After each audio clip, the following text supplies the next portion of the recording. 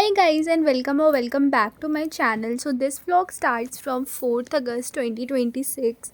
So ये vlog start होता है शाम से। तो मैंने सबसे पहले पढ़ाई शुरू की हिस्ट्री से बिकॉज हिस्ट्री वाले साइड नेक्स्ट डे क्वेश्चन पूछने वाले थे। तो मैं पढ़ रही थी यहाँ पे चैप्टर 6 भक्ति from the second book and मैंने मेहंदी लगाई थी उसी से एक दिन पहले। तो मैं बस वही दिखा रही थी, फिर मैंने पढ़ लिया था 2-3 घंटे बाद।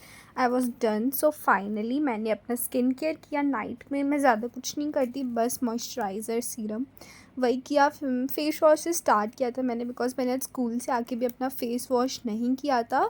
जल्दी से मैंने किया, मैंने लगाया मॉइस्चराइज़र जो कि बहुत इंपॉर्टेंट पार्ट होता है हमारे स्किन केयर का।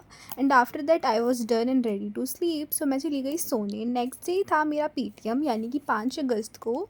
जल्दी जल्दी मैं सुबह उठी एंड मैंने टाइम देखा तो 8:30 बज चुके थे। मैंने ब्रश वगैरह किया, मैं नहा के आई and I got dressed up in school dress because school dress पहन के ही जाना होता है। एंड मैंने 2 ब्रेड्स ही बना रही थी।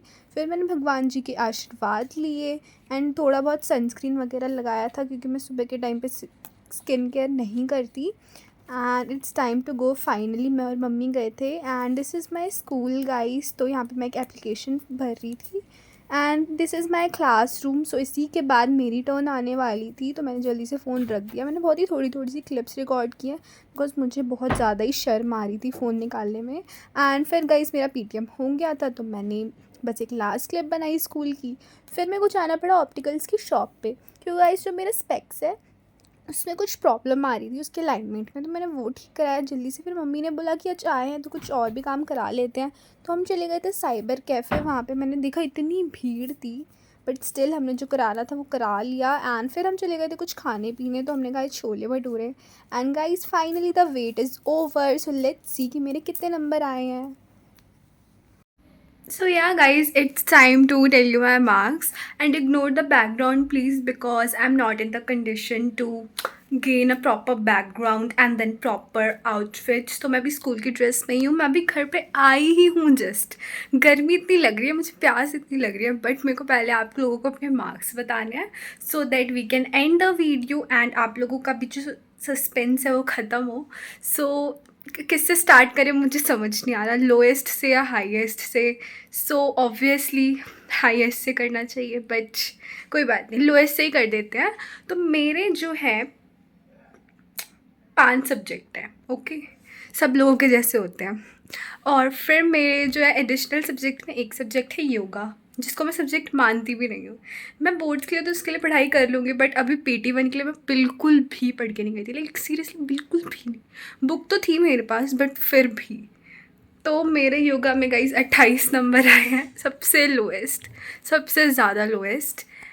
इसको मैं सब्जेक्ट मानती भी नहीं हूँ तो ठीक है यार, मेरे लिए ठीक है, मैं सेटिस्फाई हूँ बिकॉज मैं बिल्कुल पढ़ के नहीं गई थी। सारे एग्जाम मैंने कॉमन सेंस से दिया है, ठीक है। एंड जो मेरा नेक्स्ट सब्जेक्ट है इको का 31 नंबर।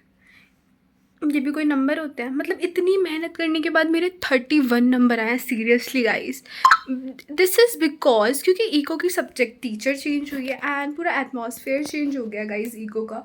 सो मैं इको पे बिल्कुल भी ध्यान नहीं दे पाई। मतलब एकदम से टीचर चेंज हो जाएगा पेपर से पहले, तो ये सब तो होना ही था। तो योगा के लिए तो मैं नहीं हूँ, कोई भी मेरे को गिल्ट नहीं है बट इको के लिए बहुत ज़्यादा है तो मैं इको से सेटिस्फाई नहीं हूँ। मैम ने बहुत छोटी छोटी नंबर्स के सिली मिस्टेक्स के लिए मार्क्स काटे हैं, न्यू वाली मैम ने। तो इको के लिए I will do more hard work.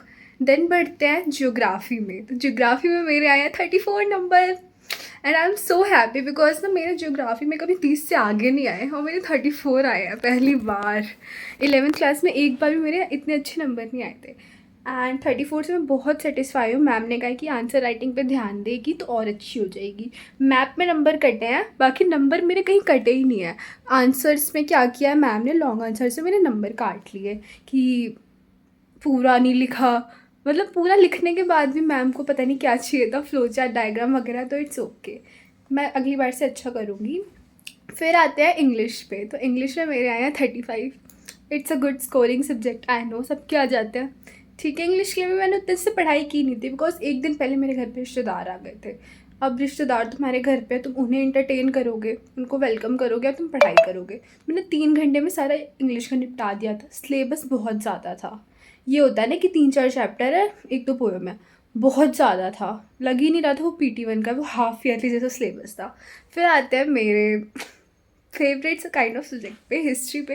History में मेरे आए हैं 36 नंबर, जो कि बहुत अच्छे, बिकॉज हिस्ट्री में मैं कभी भी ब्राइट नहीं थी उतनी एज लाइक ज्योग्राफी की तरह ही। तो मेरी हिस्ट्री में बहुत ही अच्छे नंबर आ गए, बहुत ही अनएक्सपेक्टेड था। मार्क्स मेरे कहाँ पे कटे मैं बताती हूँ, एक लॉन्ग आंसर में और 3 नंबर मेरा कटा है मैप में। ठीक है, तो हिस्ट्री वाले सर से तो आज मिल नहीं पाए, PTM था, वो थे नहीं अवेलेबल स्कूल में, तो उनका कोई फीडबैक नहीं मिल पाया। बाकी उन्होंने भी बोला कि आंसर राइटिंग और अच्छी कर सकती हो, जब एग्ज़ाम पेपर शो किया था। एंड फिर आते हैं मेरे हाईएस्ट किस में है, मेरा हाईएस्ट है हिंदी में 37 नंबर। बिल्कुल भी पढ़ाई नहीं की थी, वीडियोस देख के चली गई थी। एंड हिंदी तो होता ही है स्कोरिंग सब्जेक्ट। सो या गाइस, मेरा यही था, मेरी 30 के रेंज में ही आया सब में, किसी में भी 37 से ऊपर नहीं गए। बट हाफ ईयरली में मैं प्रॉमिस कर रही हूँ खुद से कि मेरे 70 से ऊपर जाएंगे हर किसी में। योगा में भी, योगा का 40 या 50 का होता है, बट उसमें भी अभी तो मैं इससे सेटिस्फाई उतना नहीं हूँ। ठीक है भाई, ये ठीक है, not very good not very bad, but मेरे को और अच्छा करना है। ठीक है गाइस, सो ये था मेरा result. I hope you like it. अगर आपको मेरी वीडियोज़ अच्छी लगती हैं तो like share and subscribe. Bye.